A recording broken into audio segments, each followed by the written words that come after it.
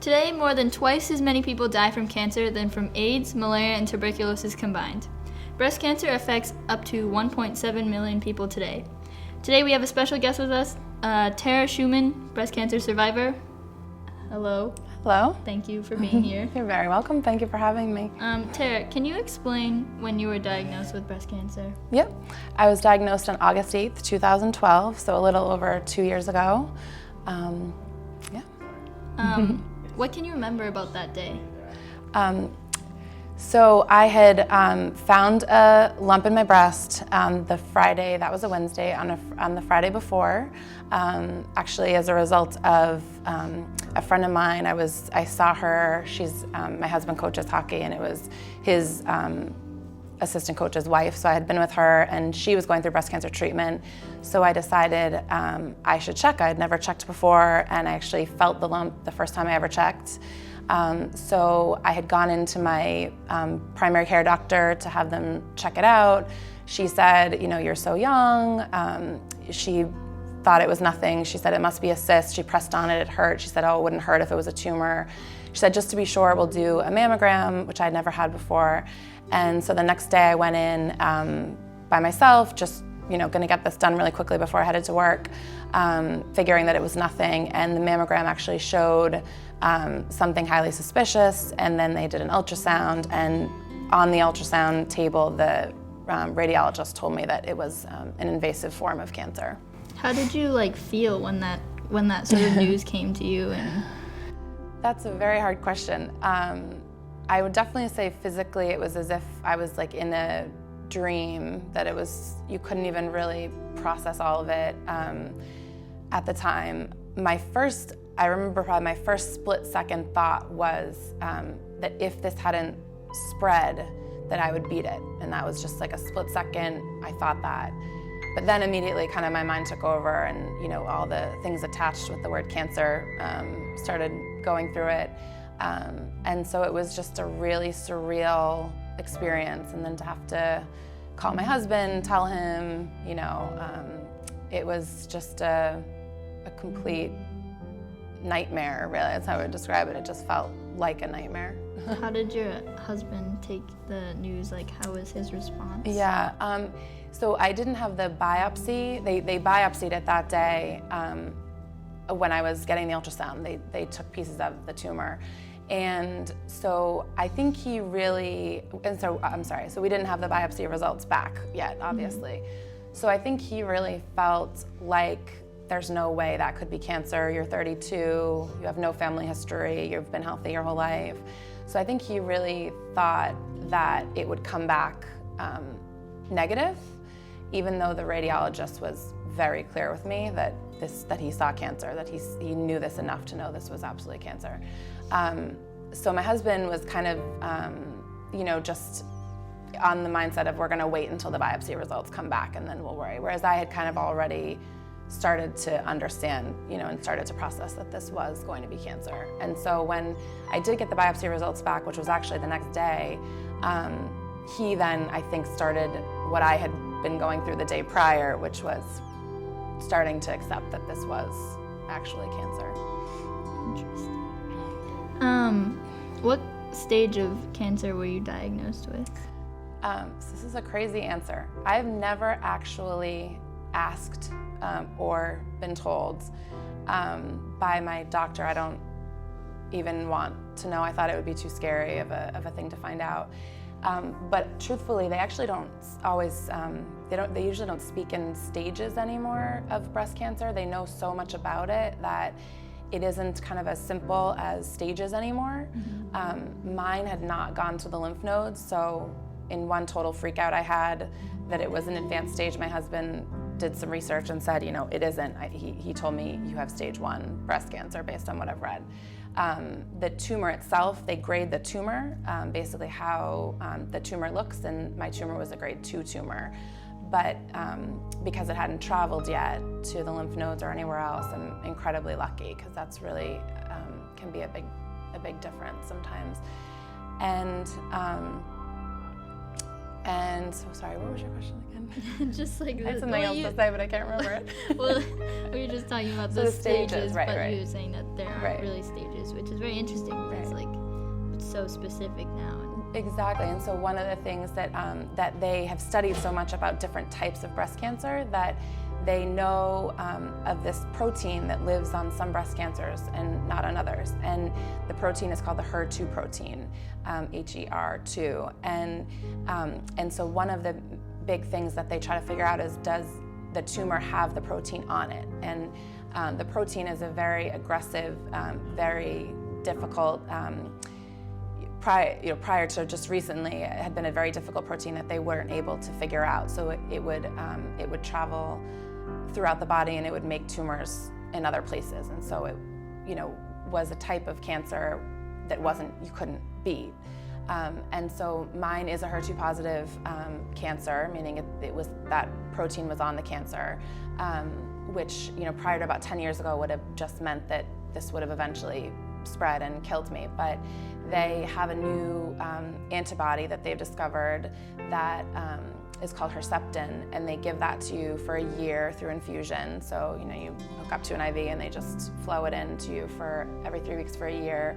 So I did that, and the antibody is supposed to attack that protein wherever it's gone in your body and essentially unlock it from healthy cells and stop the protein from making tumors elsewhere in your body.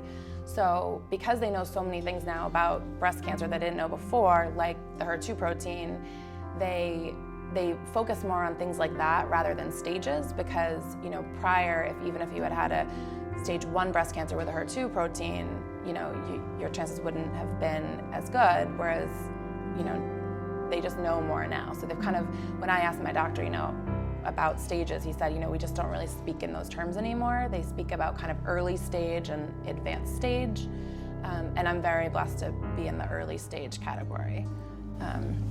It's so different from like before, and then now there's like the protein thing. Yeah, that's why all of the scientists out there who are studying cells and studying tumors and proteins and all these kinds of things, they are saving lives, because those, the discovery of this one thing has, my doctor describes it as being the biggest breakthrough in breast cancer treatment since chemotherapy, that Herceptin has really changed the way they treat the cancer and also the prognosis of anyone with HER2 positive breast cancer.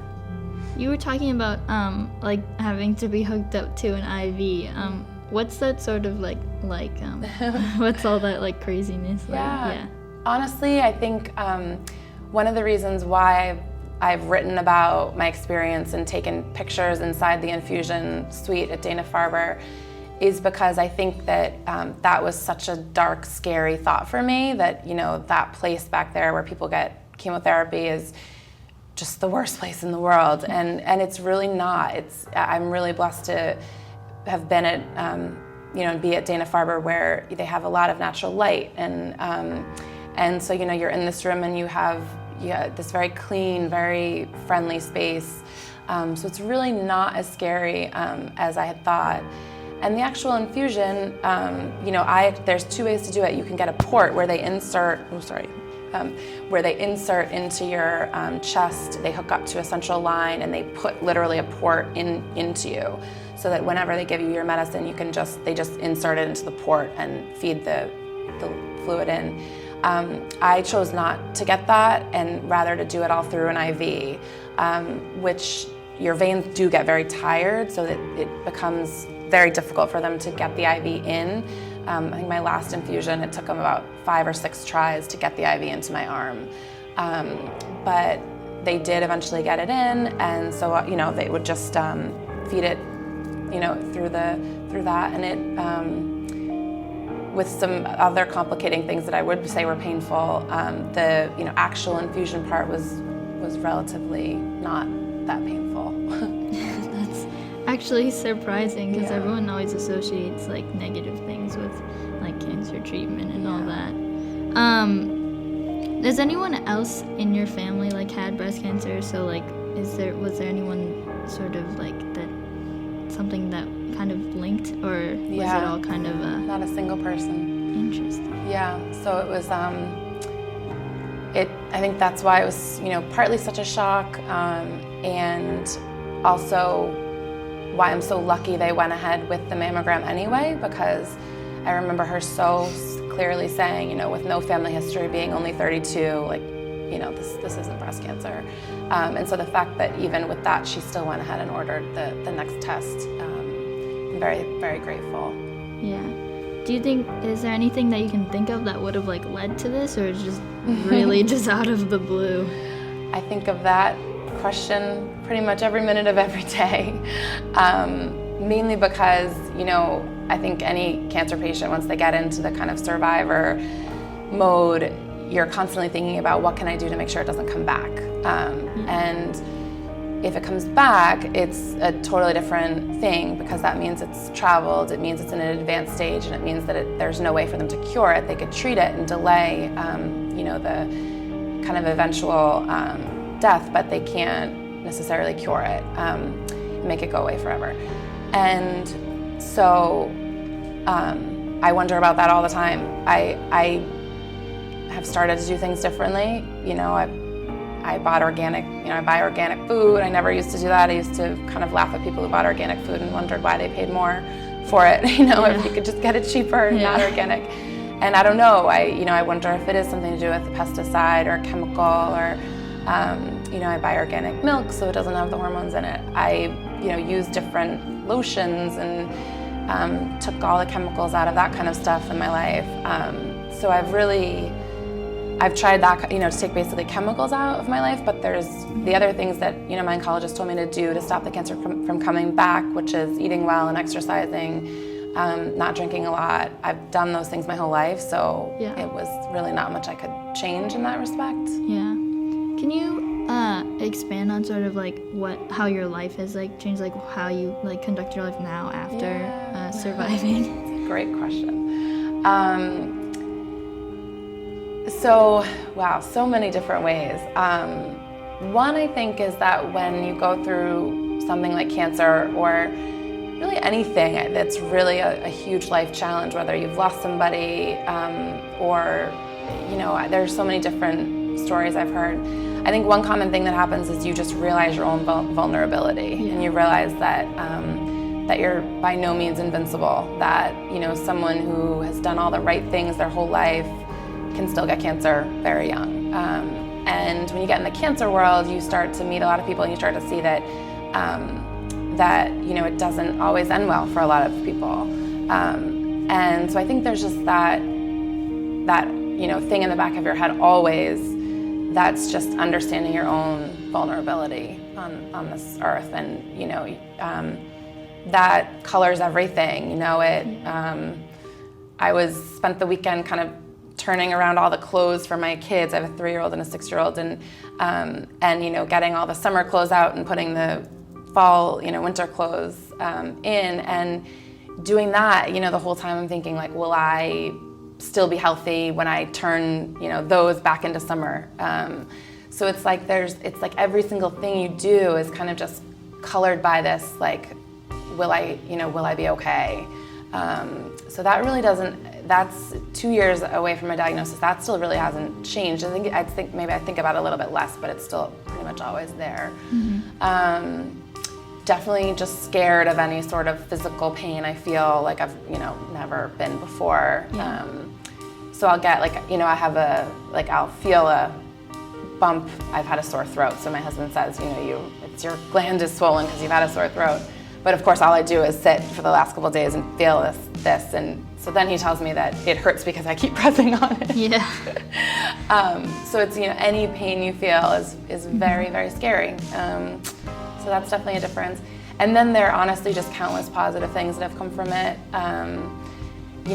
Taking the time to do stuff like this and, say work can wait for more important things, and really kind of thinking about what I really want to do with my life, and things that you might have delayed before and said, oh, I'll do that, when it's convenient to do it. Yeah. You start to really say, well, I should probably just do that now. What am I waiting for, really? Yeah.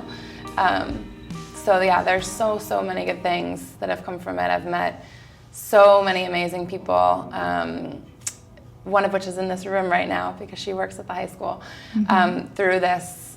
And I wouldn't trade that for the world. It's sad that that's how it had to happen, but it's really been a true blessing. You're talking about you have 2 kids. I know they were like really young, but like, did they have any emotion and like That's a good question. So my daughter was 1 and my son was 3, or we turned 4 when I was diagnosed. So they were young. Teddy, my older one, is very serious, very sensitive, very observant of kind of what's going on around him. So he knew immediately something was wrong. I mean, the day that I got the ultrasound, I came home. So when he got home, they had actually been at the zoo. When they got home, I was there, but I had gone to work, so he immediately knew, why are you here? You were supposed to be at work. So, and then after that, definitely things changed. I went to doctor's appointments instead of going to work, and the phone rang all the time with doctors calling, and people were over, and things definitely changed. He got spoiled beyond belief.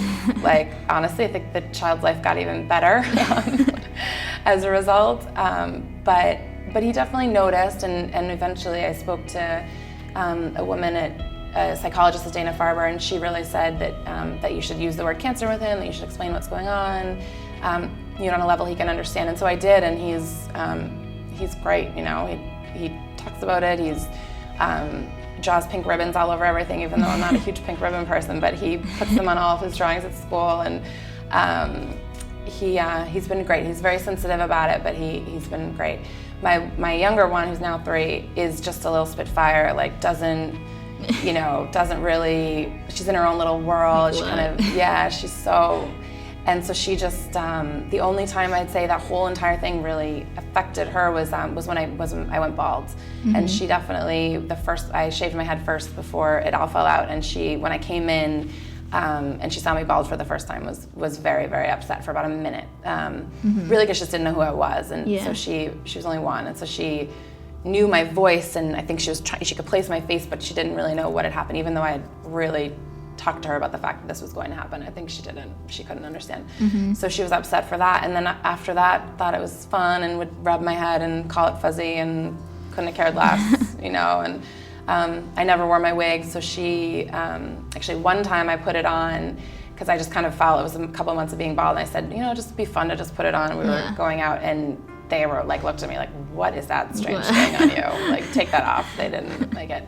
So, but besides that, she was great. She too young to even really know. Yeah, that's really good though, to have that sort of like family around you. Yeah. Speaking of like family, what was your sort of like support system? Like, who was there, like really there for you during this time? I just would have to say my mom is the most incredible woman in the world. She just, from the minute she found out, was like a superhero. That's how I describe her. She, from getting us organized in terms of the medical team that would care for me, to getting me to appointments. My husband really, I felt like had to, I mean, he did all of this too, but he had the kids too to deal with, and I really wanted him to be with them. So it was really, my mom who kind of lead the effort, and I couldn't have done it without her. I mean, still to this day, she's just unbelievable. If your kids were ever in that situation, I assume you would want to strive to be like your mom. And that would be really difficult to do. But I would hope I would be able to do it. Even just a fraction would be good enough. Even with all that help, were there a lot of like obstacles you had to face during this, like your recovery and your treatment? Yeah, definitely. I think every cancer patient has their own story as to the challenges, and I knew that I would have them. I didn't know what it would be, and my most complicated one was probably that on my second chemotherapy infusion, I went into anaphylactic shock over the chemotherapy. So I had about 2 drops of it, and literally couldn't breathe. It was a very significant shock. They stabilized me, but at the same time, I didn't get my chemotherapy that day, obviously. And so it was a very tough couple weeks figuring out, how are we still going to go ahead with getting these medications, despite that I had a deathly allergic reaction to them, or to one of them. So it turns out that that allergies to Taxotere, which is the drug that I had the reaction to, are actually relatively common. I don't know the exact statistic, but I think it might even be less than 1%. But still, there is a population of people that this happens to. I have never been allergic to anything, and so that again was a bit of a shock, no pun intended. But they, so eventually I learned that they have a desensitization program at Dana-Farber. So what they did was administer the drug in the ICU very, very, very slowly, literally drip by drip. And eventually they were able to get the medications in, so they didn't change the protocol or anything. So I got it. It was, it was very scary. It's very scary to have to, it's like you have a terrible reaction to peanuts and yet you need to sit there and eat peanuts. It's kind of a scary thing, but they did it. And I was very thankful, and I really, don't have too many leftover. I have my whole entire arm is numb and probably always will because of nerve damage they did with having the chemotherapy flow so slowly through it. But that was really it. Otherwise, it just worked. Well, at least now, if you get hit on the arm, it won't hurt so bad. Exactly. There's some positives. Where does your battle with cancer stand right now? Just So because of the Herceptin that I mentioned, there's a chance that it never comes back. There's actually a very good chance it never comes back, that I'm cured and that's the end of the battle. Unfortunately, I've seen, several of my friends who I went through treatment with have it come back. The woman I mentioned, who was the reason why I found this, which actually the high school has been incredible in supporting her. Last year, they bought all sorts of Fight Like a Bulldog t-shirts to support her. Hers, unfortunately, did come back. And so, that was really hard, not only obviously because she's my friend, but you definitely personally think, is that what's gonna happen to me too? So it's been really hard seeing it come back in my friends. So I think the battle at this point is more mental, and like I mentioned with the lumps that I feel, that's, can be very stressful. So I think the physical, battle now is just the stress of any sort of pain you have, or, and then do you have to go in? And I've had some leftover pain from my mastectomy, and, I always wonder, is that cancer? And they've checked it out and they say it's not, but, you still always kind of just wonder. So to check for, so to make sure your cancer doesn't come back, what sort of like with other people too, what sort of process is that like? So I guess there's two. It's different. So first, if you've never had breast cancer, I think the key is just doing self-exams and just getting to know what's normal and what's not normal. And I'll be honest, my oncologist actually doesn't necessarily believe in self-exams because the data shows, and he's very much a data person, that it doesn't actually prolong lives. But I like to think that it did.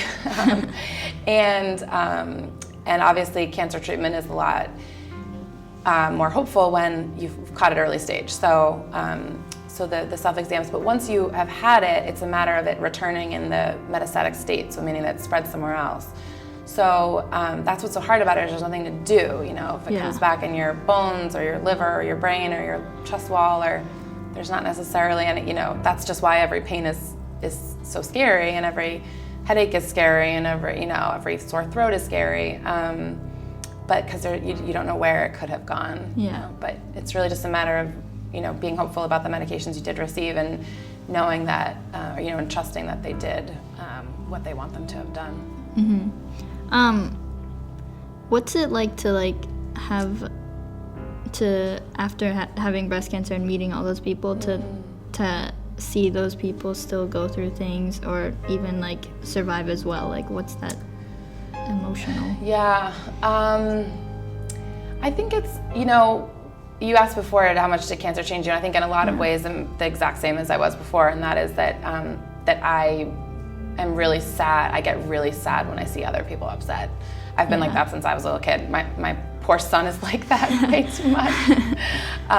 And so it's, you know, when you're then thrown in the world of cancer, you obviously see a lot of people in a lot of pain. And that's really, really, really hard. You know, I can even just think of the last week of conversations I've had with people that some have been very, very painful. And you wish you could do something, you know, sometimes you can do something small. And those small things, you know, can be really big and meaningful. And I've kind of had faith in that, and that's kept me going. But it's hard.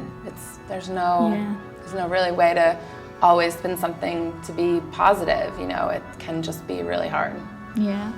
And for those people who like keep breast cancer like patients, I guess, like like positive, what like if someone wants to be a supporter, or like what can you give advice for that? Like how can they help, and how can they sort of change the... I think so many different ways, and people just have, you know, everyone's different. Some people are millionaires and don't have a lot of time, and I think that they should give money for research and you know, and making cancer centers and you know, I guess particularly ones that don't have enough money, better for people. And so that, you know, for instance, there is the natural light that Dana-Farber has. I know that doesn't exist at a lot of places, you know, small things like that. So I think people with a lot of money should give their money, definitely. And then there are a lot of people that don't have a lot of money. And I've seen a friend of mine, she doesn't have a lot of money, and you know, she decides, well, if I can't do that, I can't give, I'm gonna donate platelets every other week. So every single other week, this amazing, amazing woman goes into Dana-Farber and donates her the platelets from her blood, which is something that a lot of cancer patients need when their platelet counts get too low as a result of the chemotherapy. So she goes and sits there I went in with her once, I mean, it's 4 to 5 hours, and she sits and she gives her platelets. There's that's just incredible. And then there's just all sorts of other things. There's, you know, I did the Jimmy Fund Walk this year. I think raising, you know, money for that, you know, goes straight to research and straight to caring for patients, and that makes a huge difference. And just little things, you know, learning a little bit so that you understand that, you know, just because someone isn't bald, like, I think a lot of people think like if you're not bald, then you're not really a cancer patient. Well, some people with very serious advanced stage cancers have all their hair, you know, and I think just knowing that kind of stuff, and just thinking a little bit deeper beyond your assumptions of things, you know, even you know, don't assume that people with cancer are going to die from cancer, that there are, you know, really hopeful things on the horizon. And so just there are tons of little things you can do too, and stuff like this, you know, you doing this interview is awesome. And I love that, you know, a lot of people focus on things in like the One Awareness Month, and I know that was October, but we're going ahead and I said to Jason that, you know, this disease doesn't go away when October ends. And so I love that you guys are still doing this, because it's always here for a lot of us. Yeah, I mean, it's not like if you get cancer in October and then just because the awareness month ends doesn't mean it's suddenly gone. It's still there. And I think that's really important. And thank you for coming in and talking about it, because it's so important. Clearly, because as my statistic reads, 1.7 million people, that's a lot of people are affected. That's just breast cancer. Yeah, and there's so many other types of cancer that some we don't even know about. So I think that's really important, and thank you for sharing your story. Thank you. Did a wonderful job. Thank you all. That's it for our show today. Thank you, Tara. Support breast cancer.